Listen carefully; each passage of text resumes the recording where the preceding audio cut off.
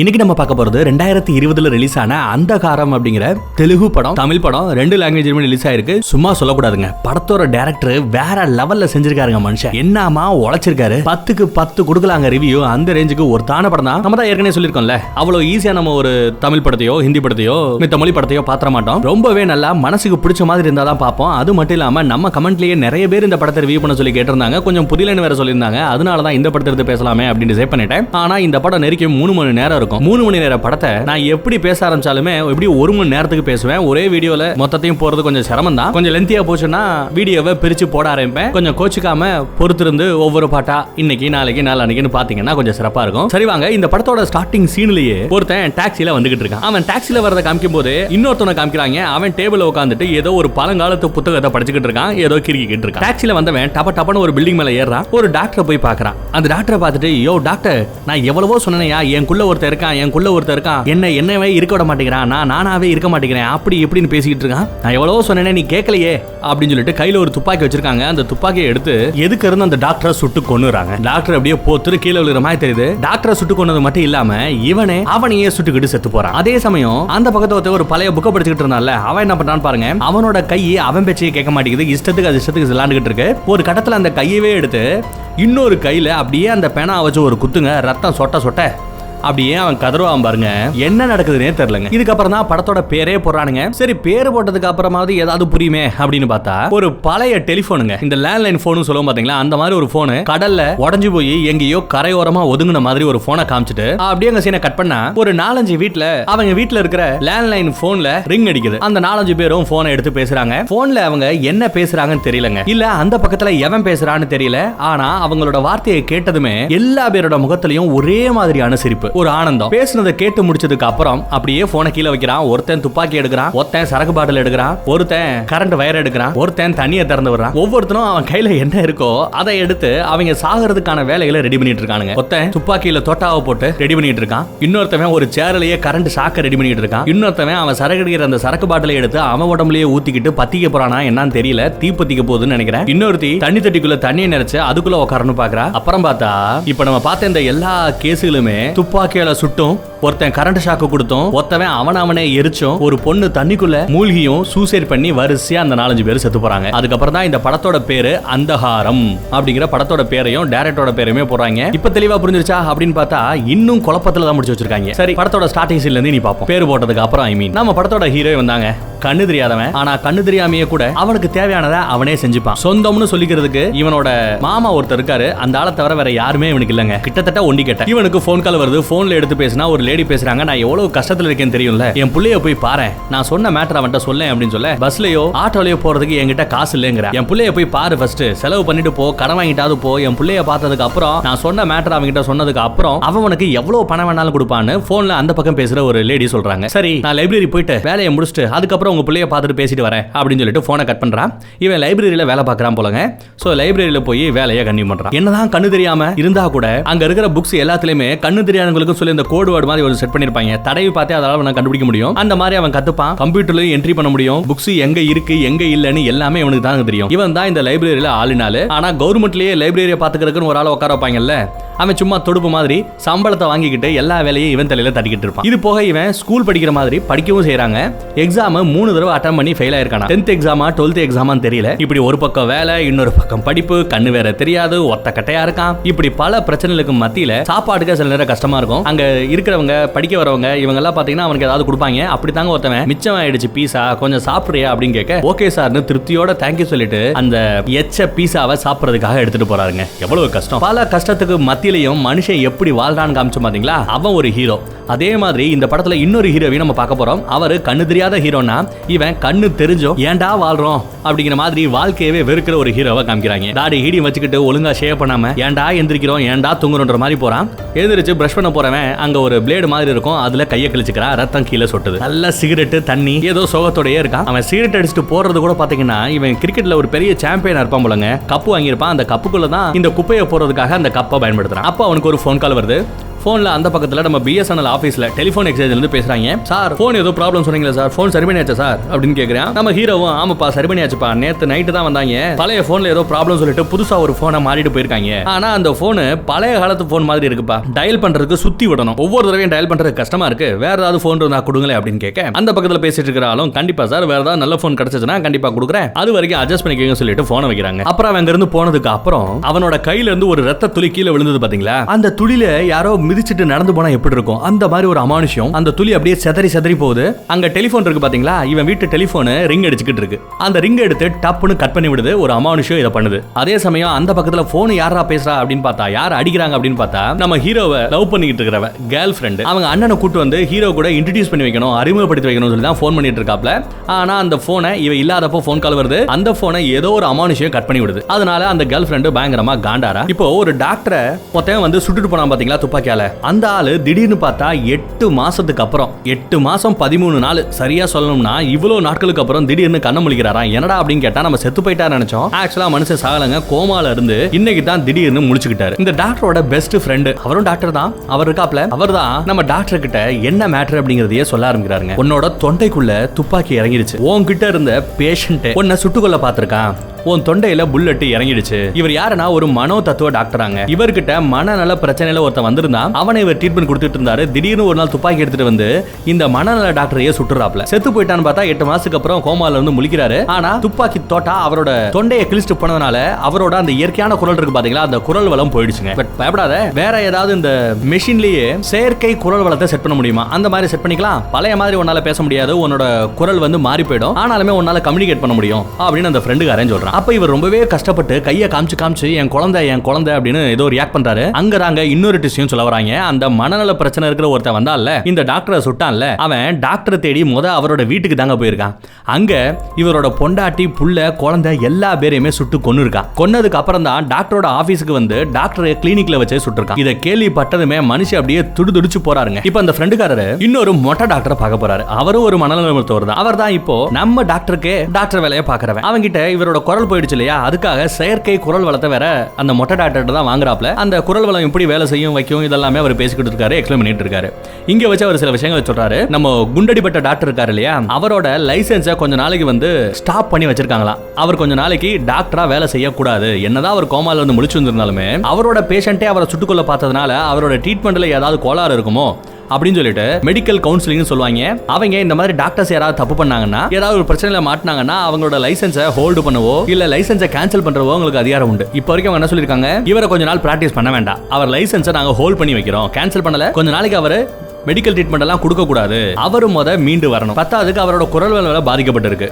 So அவரால counselling பழைய மாதிரி கொடுக்க முடியுமான்றது தெரியல. இப்படி நிறைய காரணங்களை சொல்லி கொஞ்ச நாளைக்கு அவர் ட்ரீட்மெண்ட் எல்லாம் கொடுக்க வேண்டாம் அப்படின்னு சொல்லிட்டாங்க போல. இதெல்லாம் கேட்டதுமே இந்த ஃப்ரெண்டுக்காரர் பயங்கரமா கோவப்படுறாப்ல. நீங்க யாரா அதெல்லாம் சொல்றதுக்கு, ஏண்டா மொட்டை, உனக்கு வயசு 30 வயசு கூட இருக்காது, அதுக்குள்ள நீ ஒரு மாஸ்டர் டிகிரி படிச்சிட்டா நீ பெரிய இவன் மாதிரி பேசுறதா? எப்பேற்பட்ட மனுஷன் தெரியுமா, எவ்வளவு பேரு அவனை ஒரு இன்ஸ்பயரா ஒரு ரோல் மாடலா எடுத்துட்டு இருக்காங்க தெரியுமா அப்படின்னு இவன் கொஞ்சம் கோவப்பட்டு பேச, மொட்டை அவனோட டேபிள்ல இருக்கிற ஒரு போட்டோவை இந்த பக்கம் திருப்புறாங்க. பார்த்தா அந்த போட்டோல இருக்கிறதும் சாத் குண்டடி வாங்கின நம்ம டாக்டர் தாங்க. அவர் தான் இந்த மொட்டைக்கே ரோல் மாடலா. சொல்ல போனா இந்த பையன் மாஸ்டர் டிகிரி படிக்கிறதுக்கு ரெக்கமெண்ட் பண்ணதே, ஸ்காலர்ஷிப் வாங்கி கொடுத்ததே அந்த மனுஷன் தானே. அப்பேற்பட்ட ஆளுங்க. அவருக்கு எதிராக நான் ஏதாவது செய்வேனா? அவர் சைடுல ஏதோ ஒரு பிரச்சனை இருக்கு, அது சால்வ் ஆகுற வரைக்கும் அவர் ரெஸ்ட் எடுத்துக்கிட்டுமே. நீங்க எது கோவப்படுறீங்க, நீங்க தான் அவருக்கு பக்கத்துல இருந்து எல்லாத்தையும் எடுத்து சொல்லி கொஞ்ச நாள் ரெஸ்ட் எடுக்க சொல்லுங்க அப்படின்னு இந்த மொட்டை கொஞ்சம் தெளிவா தாங்க பேசுறாப்ல. அதே சமயம் அந்த பக்கத்துல நம்ம கண்ணு தெரியாத ஹீரோ இருக்காரு இல்லையா, அவர் எப்பவும் போல அந்த எக்ஸாம் படிக்கிறதுக்காக ஒரு கிளாஸ் ரூமுக்கு போறாரு. டீச்சர் அம்மா கிளாஸ் எடுத்துக்கிட்டு இருக்காங்க. கிளாஸ் எல்லாம் முடிஞ்சதுக்கு அப்புறம் அடுத்து வைக்க போற அந்த எக்ஸாம்ல எல்லாரும் கண்டிப்பா எழுதி பாஸ் ஆகணும், ஓகேவா அப்படின்னு சொல்லிட்டு அங்க இருந்து கிளம்புறாங்க. கிளாஸ் முடியுது. நம்ம டீச்சர் அம்மாவும் சரி நம்ம ஹீரோவும் சரி போற ரூட் ஒரே ரூட் போல, சோ ஒரே வண்டியில ஏறி போறாங்க. இந்த தடவையாவது ஒழுங்கா பாஸ் ஆயிரா அப்படின்னு சொல்லிட்டு அவங்க இறங்குறாங்க. நம்ம ஹீரோ இப்ப எதுக்கு போறானா,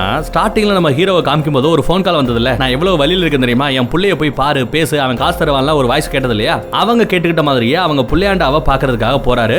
எப்படியோ கையில கால விழுந்து அந்த ஆபீஸ்ல பர்மிஷன் கேட்டு அந்த பையனை போய் பாக்குறாரு. ஆனா அவன் என்ன பேசுறான்னு கேட்கலங்க, ஏன்னா நமக்கு வாய்ஸ்ல காமிக்க மாட்டாங்க. ஆனா இவன் சொன்ன ஒரு மேட்டர் அவரை பயங்கரமா வெறுப்பேத்தி இருக்கு, காண்டா இருக்காப்ல. நம்ம ஹீரோவை அடிக்காத குறதாங்க, விரட்டி விட்டுறானுங்க. காசும் கொடுக்கல, ஒரு மண்ணும் கொடுக்கல. ஹீரோ போன வேலை ஒன்னும் சரிப்படாது அப்படின்னு சொல்லிட்டு சோகத்தோட வந்துடுறான். அதே சமயம் அந்த புள்ளையாண்டா போன்ல ஏதோ பரபரப்பா பேசுறான். அவங்க அம்மாவை தேடி போறான். அம்மாவுக்கு போன் பண்றான், போன் கால் எடுக்க மாட்டேங்கிறாங்க. அவங்க வீட்டுல சுத்தியும் முத்தியும் பாக்குறான். பார்த்தா அந்த அம்மாக்காரி செத்து இங்க பணமா கிடக்காங்க, நேத்தே அவங்க இறந்து போயிட்டாங்க போல. அப்ப யாரா நம்ம ஹீரோக்கு போன் பண்ணி என் புள்ளைய போய் பாரு பேசுறது அப்படின்லாம் போன்ல பேசுறது அப்படின்னு பார்த்தா வேற யாரும் இல்ல, சாட்சாத் எப்ப இவங்க செத்து போனாங்களோ, செத்து பணமானாங்களோ அப்போ அவங்களோட ஆவிதான் நம்ம கண்ணு தெரியாத ஹீரோ கிட்ட அவங்க கிட்ட இருக்கிற அந்த பழைய போன் மூலமா பேசுறாங்க. அந்த போன் தாங்க ஆவிகள் உலகத்துக்கும் இந்த மனுஷ உலகத்துக்கும் நடுவுல இருக்கிற அந்த மீடியம் அப்படின்னு சொல்லுவோம். அந்த போன் மூலமா தான் ஆவிகள் இவங்க கிட்ட பேசுமா, அதுகளோட குறைகளை சொல்லுமா. இவன் அந்த குறைகளை இவனால முடிஞ்ச அளவு நிறைவேற்றிட்டு அதை கேஸ் ஃபைல் மாதிரி சேவ் பண்ணி வச்சுக்கிட்டு இருக்கான். அந்த வகையில இது வரைக்கும் பாத்தீங்கன்னா நெருக்கி ஒரு 500 கேஸை சால்வ் பண்ணிருக்கான். செத்து போனவங்களுக்கு தேவையான அந்த நிறைவேற ஆசைகளை நிறைவேற்றி கொடுத்திருக்கான். அத்தனையுமே ரெக்கார்ட் பண்ணி கேசட்டா வச்சிருப்பான். பாருங்க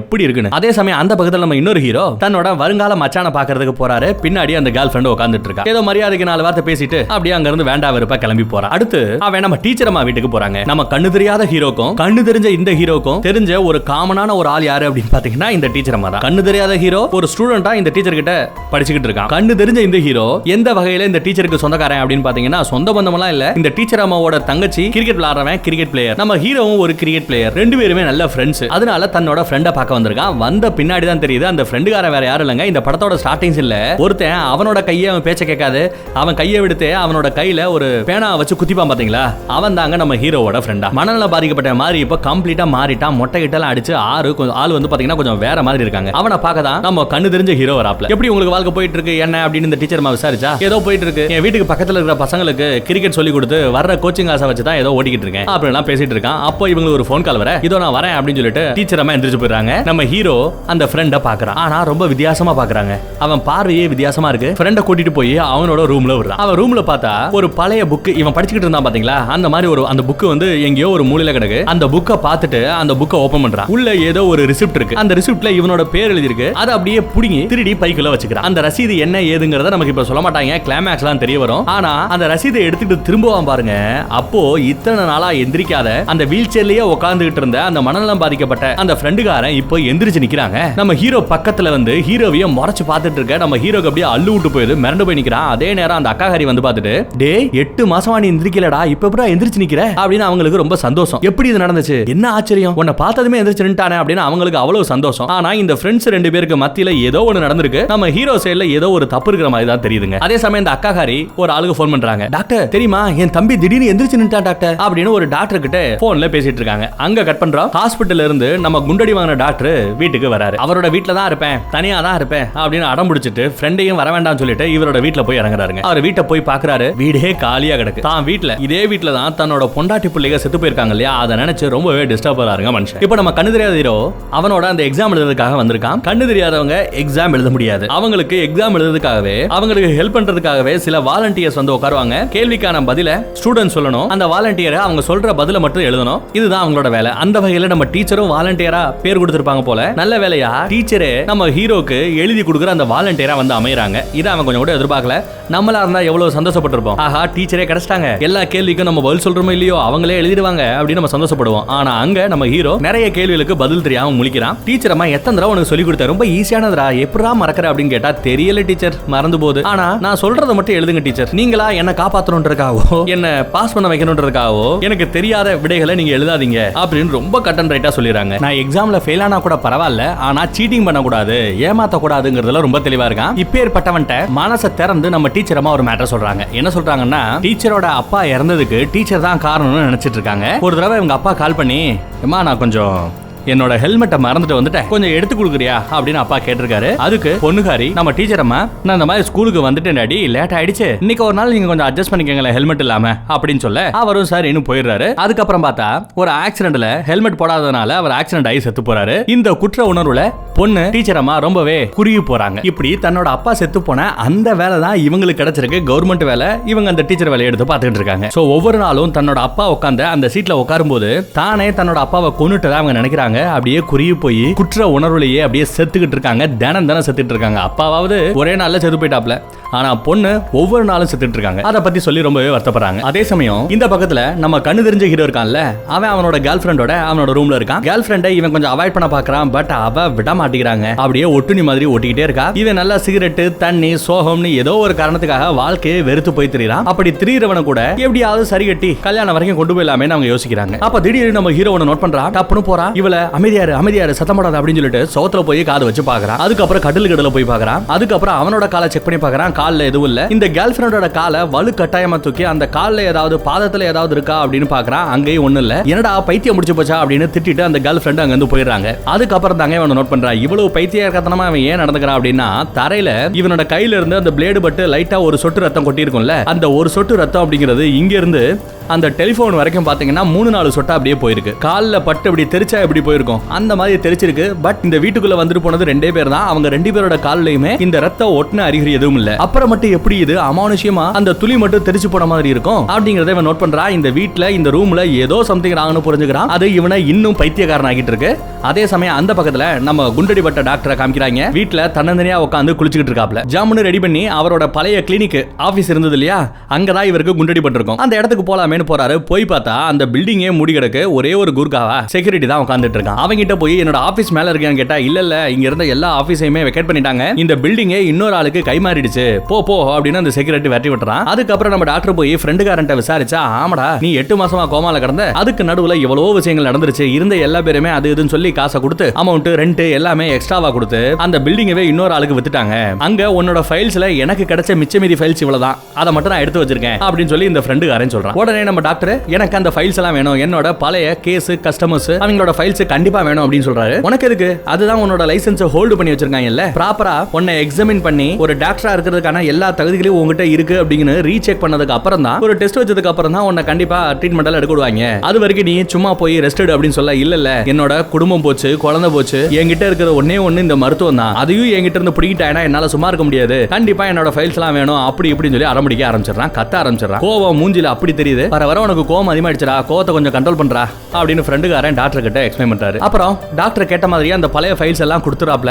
அங்க கட் பண்ணா மறுபடியும் நம்ம கண்ணு தெரியாத ஹீரோவை காமிக்கிறாங்க. நைட்டு தூக்கம் இல்லாம கஷ்டப்படுறாரு. அப்புறம் காலையில எந்திரிச்சதுமே ஒரு ஹாஸ்பிடலுக்கு போறாரு. கண்ணு தெரியாத ஒரு பிரச்சனை, வசதி இல்ல ஒரு பிரச்சனை, கிட்டத்தட்ட அனாத மாதிரி ஒரே ஒரு சொந்தம் தான். அவரு எங்கேயோ ஒரு இடத்துல ஒரு பழைய தியேட்டர்ல வேலை பார்த்துட்டு இருக்காப்ல. எக்ஸாம்ல ஃபெயிலியர்னு இருக்கிற இவ்வளவு கஷ்டம் பத்தாதுன்னு இன்னொரு கஷ்டமும் இருக்காங்க இவனுக்கு. என்ன அப்படின்னா இவனுக்கு கிட்னி ஃபெயிலியர் ஆக போதான். ரொம்பவே கஷ்டப்பட்டு இருக்கான். சிறுநீர் கழிக்கிறதா இருந்தா அந்த உச்சா போற இடத்துல மட்டும் பாத்தீங்கன்னா பயங்கர பெயினா இருக்கும் போலங்க. வலி உசுறு போது போல. ஒரு ஆபரேஷன் பண்ணணும். அந்த ஆபரேஷன் பண்றதுக்கு நிறைய செலவாகும் சொல்லிட்டு அங்க கம்பவுண்டர் இருப்பான் பாத்தீங்களா ஹாஸ்பிடல்ல, அவன் ஏதோ பேச அவனுக்கு கூட ஒரு 100 ரூபாய் டிப்ஸ் கொடுக்குறானா பாத்துக்கங்களேன். இப்போ இவனோட ஆபரேஷனுக்கு 1 லட்சம் ரூபாய்க்கு மேல பணம் வேணும். பணம் கிடைக்குமா சார்னு இவன் வேலை பாக்குற அந்த லைப்ரரியில கேட்டா காசு இல்லைங்கிறாப்ல. அதே சமயம் அந்த பக்கத்துல நம்ம கண்ணு தெரிஞ்ச ஹீரோ இருக்கான்ல, அவனும் கேர்ள் ஃப்ரெண்டும் பேசிட்டு இருக்காங்க. உனக்கு ஏதோ பிரச்சனைடா, நீ பழைய மாதிரி இல்ல, நிறைய மாறிட்ட, உனக்கு ஒரு நல்ல மன தத்துவ டாக்டர், ஒரு மனநல மருத்துவரோட ஹெல்ப் தேவைப்படும் அப்படின்னு சொல்லிட்டு அட்வைஸ் போட்டுட்டு இருக்காங்க. இவனும் அந்த அட்வைஸ் கொஞ்சம் சீரியஸாவே கேட்டுட்டு இவங்கிட்டயே ஒரு விசிட்டிங் கார்டு இருக்கு, அது ஒரு டாக்டரோட விசிட்டிங் கார்டு. அந்த டாக்டருக்கு கால் பண்றான். ஒரு மனநல மருத்துவர். போனை அட்டெண்ட் பண்றவர் யாரு அப்படின்னு பாத்தீங்கன்னா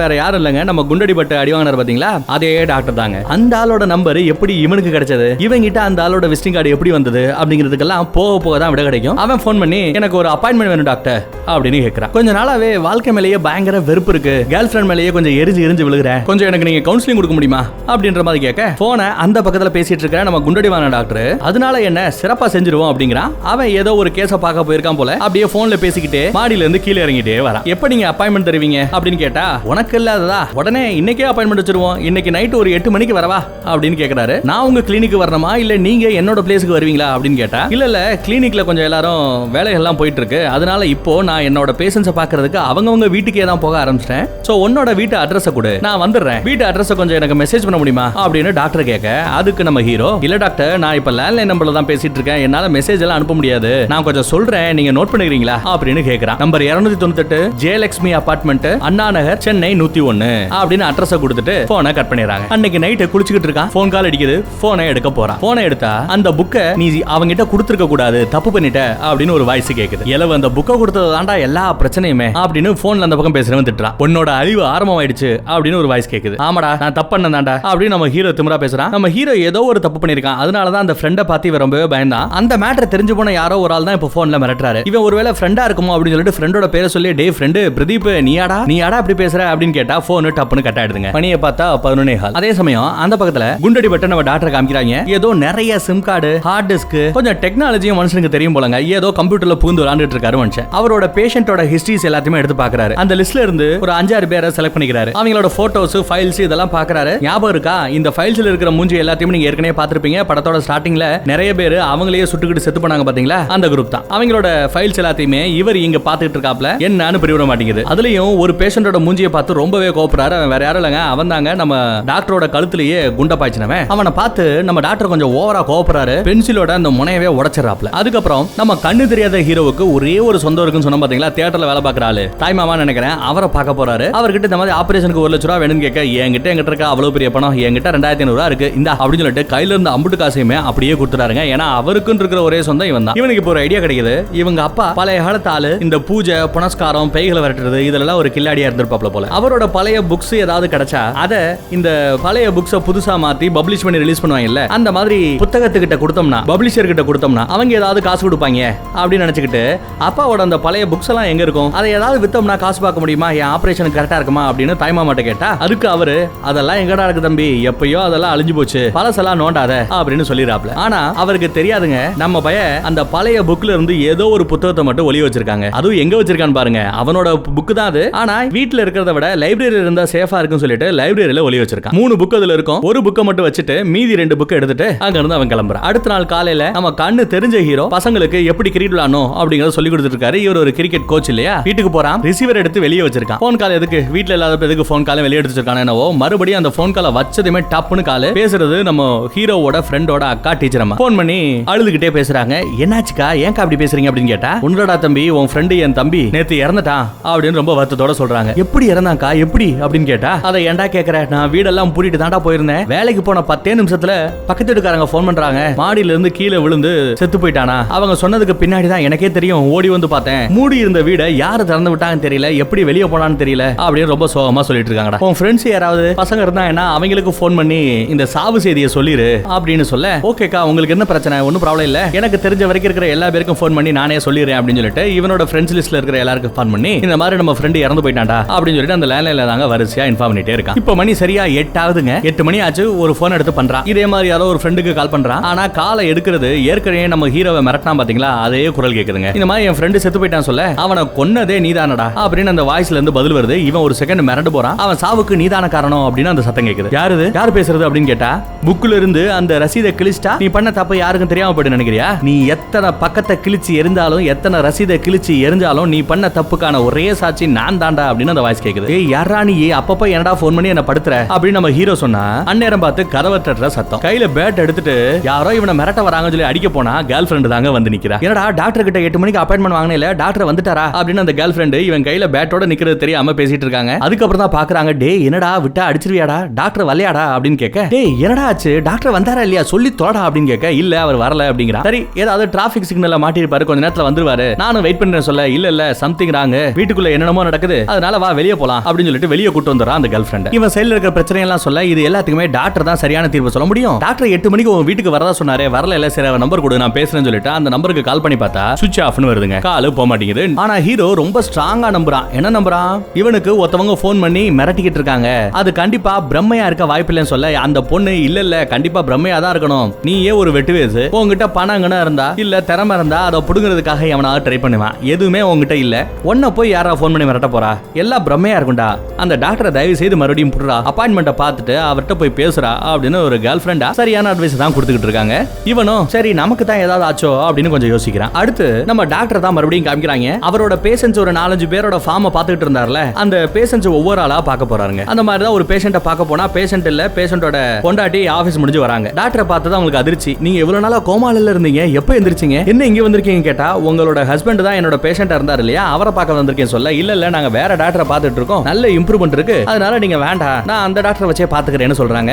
ஏமா பண பிரச்சனைனா எனக்கு பணம் கூட வேண்டாமா அப்படின்னு சொல்ல, பணம் எல்லாம் இல்லமா, அந்த டாக்டர் கிட்ட நல்ல இம்ப்ரூவ்மெண்ட் தெரியுது அப்படின்னு பேசிட்டு இருக்கும்போது ஒரு ஆள் வந்து டீ கொடுக்குறாருங்க. யாரா அப்படின்னு பார்த்தா இந்த பொம்பளையோட புருஷன் தாங்க, நம்ம டாக்டரோட பேஷண்ட் இவன் தானா. அப்படியே பித்து பிடிச்ச மாதிரி உட்காந்துட்டு இருந்தவன் சிரிச்ச முகத்தோட டீ எல்லாம் போட்டு வந்து கொடுக்குறான் பாத்தீங்களா, அந்த லெவலுக்கு ஒரு இம்ப்ரூவ்மெண்ட் தெரியுது. மூஞ்சில அவ்வளவு சந்தோஷம், ஒரு சிரிப்பு. இத அவ பார்த்ததே கிடையாது. எப்படி டாக்டர் நீங்க வந்த ஒரே நாளையே இவ்வளவு இம்ப்ரூவ்மெண்ட் தெரியுது, அந்த பழைய டாக்டர் கிடக்கட்டும், இனிமே நீங்க தான் என்னோட டாக்டர், நீங்க தான் எனக்கு என் புருஷனை எப்படியாவது சரி பண்ணி கொடுக்கணும் அப்படின்னு பேசுற ரேஞ்சுக்கு பெருசா கொண்டு வந்துட்டு அப்படின்னா பாத்துக்கோங்களேன். அங்க கட் பண்ணா லைப்ரரியில இருந்து இவனோட புக்ஸ் 2 எடுத்துட்டு வந்தான் பாத்தீங்களா, அந்த புக்ஸ் எடுத்துட்டு வந்து ஒரு ரியல் எஸ்டேட் ஏஜென்ட்டை பார்க்க வந்திருக்காங்க. அந்த ஆள் கிட்ட அந்த புக்கை கொடுத்து ஏதாவது காசு வாங்க முடியுமான்னு பாக்குறா. ஏன்னா இவருக்கு நம்ம ஹீரோவோட அப்பாவை தெரியும், அவர் எப்பேற்பட்ட பேயோட்டி எப்பேற்பட்ட மாந்திரிகவாதி எல்லாமே அவருக்கு தெரியும். அவர்கிட்ட போய் அந்த புக்ஸுக்கு ஏதாவது ஒரு ரேட் கிடைக்குமா, வர விலைக்கு கொடுத்து கொடுத்துலாமே அப்படின்னு அந்த புக்ஸை கொடுக்க வந்திருக்கான். பட் அவரு உங்க அப்பாவே இல்லைனா போச்சு, அவர் எழுதின புக்ஸ் எதுக்குப்பா, அதெல்லாம் வேஸ்ட்ப்பா அப்படின்னு சொல்லிடுறாரு.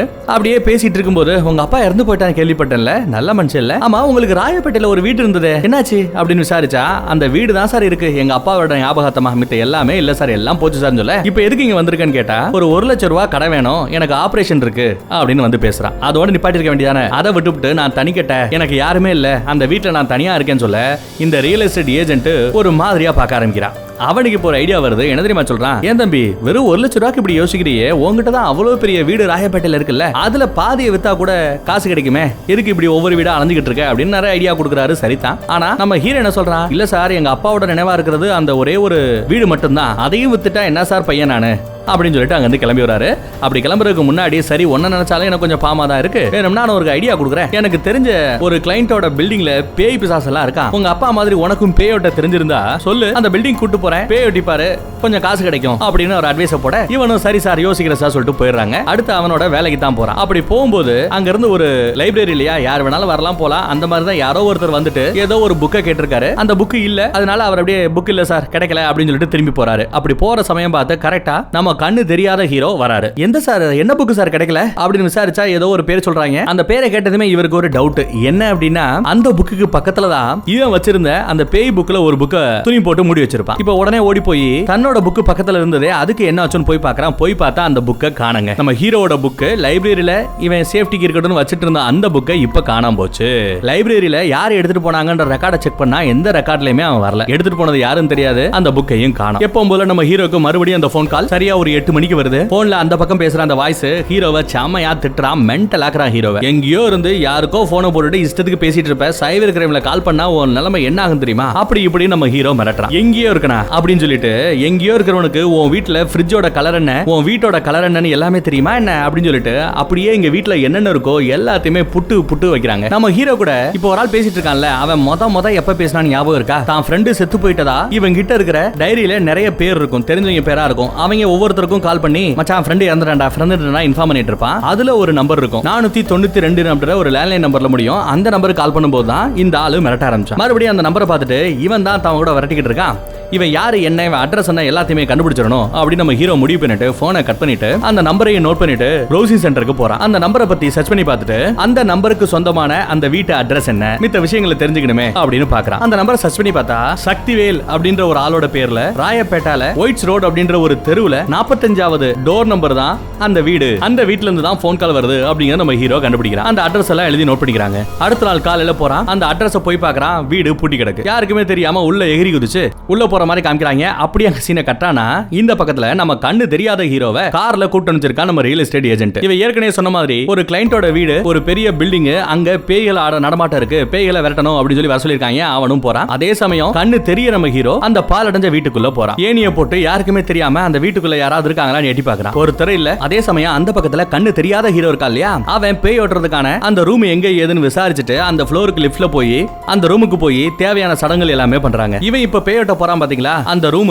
அந்த ஆபீஸ் வேற யாரோடதும் கிடையாது. தொண்டையில குண்டடி வாங்கினார் பாத்தீங்களா, படத்தோட ஸ்டார்டிங் சீன்ல ஒருத்தன் சுட்டு போவான் பாத்தீங்களா, அந்த ஆளோட அதே கிளினிக் தான், அதே ஆபீஸ்ல தான் இப்ப பேய் ஓட்டுறதுக்காக நம்ம ஹீரோ போறான். அதே சமயம் இந்த பக்கத்துல நம்ம கண்ணு தெரிஞ்ச ஹீரோ அவனோட கேர்ள் ஃப்ரெண்டுக்கு கால் பண்ணி அந்த 292 ஒரு லேண்ட்லைன் நம்பர் முடியுது பாத்தீங்களா, வீட்டோட அட்ரஸ் கூட சக்திவேல்ன்ற பேர்ல ராயப்பேட்டையில வந்தது இல்ல, அந்த நம்பரை கொடுத்து இந்த நம்பருக்கு கரெக்டா நான் சொல்லும் போது கால் பண்ணு, எதுன்னு கேட்காத தயவு செய்து கால் பண்ணு அப்படின்னு சொல்லிட்டு போனை கட் பண்றான். கேர்ள் ஃப்ரெண்டு கிட்ட இப்ப அந்த நம்பர் இருக்கு. சொன்ன டயத்துக்கு கரெக்டா அந்த கேர்ள் ஃப்ரெண்டும் கால் பண்றாங்க போல. ஆனா இவன் அந்த வீட்ல எங்கயாவது அந்த பெல் அடிக்கிற சத்தம் கேட்கும்ல, காலிங் பெல்லோட சத்தம் கேட்கும் இல்லையா, அப்போ அந்த போன் எடுக்கிறதுக்கு யாராவது இங்க வரணும். வீடு பாலஞ்சு கிடந்தா கூட உள்ள இருக்கிற போனை வச்சு எவனாவது பேசுறானா நம்மள மிரட்டுறானான்ற தெரிஞ்சுக்கிறதுக்காக வெயிட் பண்ணி பாக்குறான். ஆனா ஒரு காலுமே வரலங்க. சரி கேர்ள் ஃப்ரெண்டு தான் அப்போ போன் பண்ணாம விட்டுட்டாலோ அப்படின்னு சொல்லிட்டு இவன் சே அப்படின்னு சொல்லிட்டு இறங்குறான். அவன் இறங்குற பின்னாடி தான் காமிக்கிறாங்க அந்த வீட்ல அந்த டெலிபோன் லைனே இல்ல, எல்லாமே அந்து போய் கிடக்கு. அப்புறம் எப்பறம் இந்த வீட்ல இருந்து போன் கால் வந்திருக்கும் அப்படின்னு நமக்கும் புரியவே மாட்டேங்குது. வீடு பாலஞ்ச வீடு, இந்த வீட்ல போன் லைனே இல்லையா, ஆனா இங்க இருந்து தான் கால் வரதா நெட்ல அட்ரஸ் சர்ச் பண்ணும்போது நம்ம ஹீரோக்கு தெரிய வருது. ஒண்ணும் புரியவே மாட்டேங்குதுங்க. அதே சமயம் நம்ம ஹீரோ பேயோட்டுற சடங்க ரொம்ப சிறப்பா செய்யறான். அந்த பக்கத்துல நம்ம கண்ணு தெரிஞ்ச ஹீரோ கேர்ள் ஃப்ரெண்ட் கால் பண்ணி, அடியே நான் தான் போன் பண்ண சொன்னேன்ல, போன் பேசினியா இல்லன்னு கேட்க, போடா லூசு நீ கொடுத்த நம்பருக்கு நான் போன் பண்ணடா, எவனோ ஒருத்தன் போன் பண்ணி பேசுறான்டா, உன் உசுருக்கு ஆபத்து, உடனே அந்த வீட்டை விட்டு அவர் வெளியே போகணும், யாரா அவன் ஏட்டிக்கு விட்டியா பேசிட்டு இருந்தான் அப்படின்னு கேர்ள் ஃப்ரெண்ட் சொல்ல, இவன் என்ன நினைச்சான்னு தெரியலங்க. சரி நான் அப்புறம் பேசுறேன்னு டப்புனு போனை வச்சிடறான். அப்போ அந்த 492 ஒரு லேண்ட்லைன் நம்பர் முடியுது இல்லையா, அந்த நம்பர்ல இருந்து தான் நம்ம ஹீரோவுக்கு மிரட்டல் வந்துகிட்டே இருக்கு. அந்த நம்பருக்கு கால் பண்ணா ஒத்தமே எடுத்து ஹீரோக்கே ஆபத்துன்னு வேற சொல்றேன். ஆனா அட்ரஸ் தப்பான அட்ரஸா இருக்கு. வீடு ஒரு பாலடைஞ்ச வீடு, ராயப்பேட்டையில இருக்கிற வீடை காமிக்குது. ஒன்னும் பிடிபடலங்க. அவனும் குழம்புறான், பாக்குற நம்மளையும் குழப்ப வைக்கிறாங்க. அந்த பக்கத்துல பேயோட்டுற விலைகள்லாம் சிறப்பா போகுது. நடுவுல ஒரு தேங்காய் வச்சிருப்பான், அந்த தேங்காய் தானா சுத்துது. அப்போ இங்க கெட்ட ஆத்மாக்கள் இருக்கு அப்படிங்கிறது உறுதியாயிடுது. உடனே படு வேகமா வேலையில இறங்குறான். மந்திரங்கள் எல்லாம் பயங்கரமா ஓதுறான். பருப்பு கிருப்பு என்னமோ போட்டு அதை அப்படியே ஒரு கர்ச்சீப்ல கட்டுற மாதிரி முடிச்சு வைக்கிறான். அப்புறம் எடுத்து பைக்கில போட்டுட்டு அங்க இருந்து கிளம்புறாங்க. அப்படி கிளம்ப போகும்போதுதான் இவன் வந்து அந்த கதவு தானா மூடுதுங்க. அசால்ட்டா திரும்பி ஒரு ஆன்மா தான் இருக்குன்னு நினைச்சேன், இங்க இன்னொருத்தவங்க இருக்கீங்களா அப்படின்னு அசால்ட்டா பேச்சுவார்த்தை நடத்துறான். பட் திடீர்னு ஒரு அமானுஷம் அவனை தூக்கி வீசுதுங்க. பொத்துன்னு போய் சோத்துல இடிச்சு விழுகிறான். அப்படியே இழுத்து இன்னொரு பக்கம் தள்ளுது. இவனுக்கு வேற கண்ணு தெரியாது. பயப்படுறான். தடமுடன் சத்தம் கேக்குது. அந்த சத்தத்தை கேட்டதுமே இந்த பில்டிங்கோட ஓனர், பில்டிங்ல வேலை பார்க்குற மித்த ஆட்கள் எல்லாருமே ஓடுறா லைட் ஆஃப் பண்றா, எந்திரிக்கடா ஓடுங்கடா அப்படின்னு பயந்து ஓடுறாங்க. அந்த ரியல் எஸ்டேட் ஏஜென்ட்டுமே பயந்து ஓடிக்கிட்டு இருக்கான். லிஃப்ட்ல வேற லைட் எரியுது. யாரோ லிஃப்ட்ல வராங்க. ஒருவேளை பேய் தான் வருதோ அப்படின்னு பயந்துகிட்டு இந்த ரியல் எஸ்டேட் ஏஜென்ட் ஓடி வருவான் பாருங்க. லிஃப்ட்டுக்குள்ள இருந்து வெளியே வரது யாருன்னு பார்த்தா அட நம்ம கண்ணு தெரியாத ஹீரோ தாங்க. நல்லா அடி வாங்கிட்டு வர மாதிரி வரான். ஆனா உசுரோட தாங்க வந்திருக்கான். தம்பி என்னடா ஆச்சு அப்படின்னு அந்த ரியல் எஸ்டேட் ஏஜென்ட் கேட்டா, என்னால முடியல சார், இன்னொரு நாள் வந்து பேய் ஓட்டுறேன் அப்படின்னு சொல்ல, இந்தாடா செலவுக்கு காசு வச்சுக்கடா அப்படின்னு சொல்லி நம்ம ஹீரோவை அனுப்பிச்சு வைக்கிறாங்க. அதுக்கப்புறம் இந்த பில்டிங்கோட ஓனர் சும்மா விடுவானா என்ன, ரியல் எஸ்டேட் ஏஜென்ட்டை பார்த்து ஏதோ அப்பேற்பட்ட ஆளு அப்படி இப்படின்னு சொன்ன, பாத்தேல ஒண்ணு முடியாம வந்துட்டால அப்படின்னு சீண்ட, யோ நிறுத்தியா, நீ தான் ஒரு மாந்திரிகத்தனை கூட்டு வந்தல, அந்த ஆள் என்னாச்சு வந்து செத்து போய் போனமாதான் வந்தான். செத்து போனவன அப்படி சுரண்டி எடுத்துட்டு வந்தோம், நச்சு வச்சிருச்சு போல பேய். அப்பேற்பட்ட இடத்துல இவன் அசால்ட்டா போய் உசுரோட திரும்பி வந்திருக்கான்ல, அதுலயே தெரிய வேண்டாம் பையன் விவரமானவன்ட்டு இன்னொரு நாள் வரேன்னு சொல்லியிருக்கான், கண்டிப்பா முடிச்சு கொடுப்பான் பொறுங்க அப்படின்னு சொல்றாப்ல. அதே சமயம் இவன் என்ன பண்றான்னு பாத்தீங்களா, அவன் முடிச்சு எடுத்துட்டு இருந்தான் பாத்தீங்களா, ஏதோ ஒரு 1-2 ஆமாவை பிடிச்சிட்டு வந்திருக்கான். அதை ஒரு மரத்துல ஆணி அடிச்சு கட்டுறான். அந்த பக்கம் நம்ம டாக்டர் மறுபடியும் காமிக்கிறாங்க. அந்த ஆளு நிறைய சிம் கார்டு வாங்குறாரு, நிறைய ரிசர்ச் பண்றாரு, நெட்ல பார்த்து என்னென்னமோ டிவைஸ் எல்லாம் டெக்னாலஜி எல்லாம் பயன்படுத்துறாரு. அதே சமயம் இவரோட பேஷன்ஸ், இவர் தேர்ந்தெடுத்த ஒரு 4-5 பேஷன்ஸ் இருக்காங்கல்ல, அவங்க எல்லாருக்குமே அவங்க வீட்டுக்கே போய் கவுன்சிலிங் கொடுக்குறாரு. அவர் கவுன்சிலிங் கொடுக்குற ஆட்கள்ல நம்ம டீச்சரோட தம்பி ஒருத்தர் இருக்கான்ல, செத்து போனவன், அவனும் ஒரு ஆளுங்க. அவன் தான் செத்து போயிட்டானே, இப்போ என்ன உசுரோட காமிக்கிறாங்க, ஒன்னும் புரிய மாட்டேங்குதுங்க. ஆனா இவரு கவுன்சிலிங் கொடுக்குறாங்க பாத்தீங்களா, அந்த பேஷன்ஸ் எல்லாரோட முகத்திலையும் ஒரே மாதிரியான ஒரு சிரிப்பா பார்க்க முடியுது. அப்புறம் ஒரு நாள் இவரோட போன்ல ஏதோ ஒரு டெக்னாலஜி சிம் கார்டை வச்சு ரெடி பண்ணிட்டு இருந்தார்ல, அது எல்லாத்தையுமே கிளிக் பண்ணி ஆன் பண்ணி விட்டுட்டு அப்படியே ஒரு பில்டிங்ல இருந்து வெளியே வர மாதிரி காமிக்கிறாங்க. அப்படியே அங்க சீனை கட்டாதுங்க. அதுக்கப்புறம் பார்த்தா நம்ம ஹீரோ அந்த பேயோட்ற அந்த இதுல பாத்தீங்கன்னா தோத்து போயிட்டான் இல்லையா, அதனால ஏதோ ஒரு பதட்டத்தோட சரக்கு அடிச்சிட்டு ட்ரெயின்ல ஏறி போறான். அப்ப ஏதோ ஒண்ணு இவனை ஃபாலோ பண்ற மாதிரியே ஃபீல் பண்றான். பயந்துகிட்டே செருப்பை போட்டுட்டு அங்க இருந்து தெரிச்சு ஓடுறாங்க. அங்க ஒரு பாட்டில் இவன் போற இடத்துக்கெல்லாம் அப்படியே பின்னாடி ஃபாலோ பண்ணிட்டே வருது. ரோட்டுக்கு போனா ரோட்லயும் பின்னாடி உருட்டிக்கிட்டே வருது, விரட்டிக்கிட்டே வருது. கடைசியா அவன் வீட்டுக்கே புள்ள போயிடுறான். வீட்டுக்குள்ள போய் கதவு மூடுவான். அங்க பார்த்தா அங்கேயும் உள்ள வந்து நிக்குதுங்க. அது ஏதோ ஒரு ஆத்மா இவனை ஃபாலோ பண்ணிட்டே வந்திருக்கு அப்படிங்கறது நம்மளால புரிஞ்சுக்க முடியுது. அதே சமயம் இவன் வீட்டுல இருக்கிற அந்த டெலிபோன் அடிக்க ஆரம்பிக்குதுங்க. நம்ம ஏற்கனவே சொல்லியிருந்தோம் அந்த டெலிபோன் வழியா தான் செத்து போனவங்க நம்ம ஹீரோ கூட பேசுவாங்க அப்படின்னு. கரெக்டா? இப்போ போன் அடிக்குது. கரெக்டா ஒரு ஆத்மா இவனை ஃபாலோ பண்ணிட்டே வந்திருக்கு. அப்ப அந்த ஆத்மா தானே போன்ல பேசணும். அந்த ஆத்மா யாரு அப்படிங்கறத நாளைக்கு பார்ப்போம். ரொம்ப லென்த்தியா பேசிட்டேன். டெஃபினட்டா நாளைக்கு வந்து பாருங்க. தேங்க்யூ. ஒருவேளை ஏற்கனவே அந்த மீதி பாட்டை நான் ரெடி பண்ணியிருந்தேன்னா நான் பேசிட்டு இருக்கும்போது கூட அந்த லிங்க் வரும், இல்ல கீழே டிஸ்கிரிப்ஷன்ல செகண்ட் பார்ட்டோட லிங்க் கொடுத்திருப்பேன். கண்டிப்பா வந்து அதையும் நீங்க பார்க்கலாம்.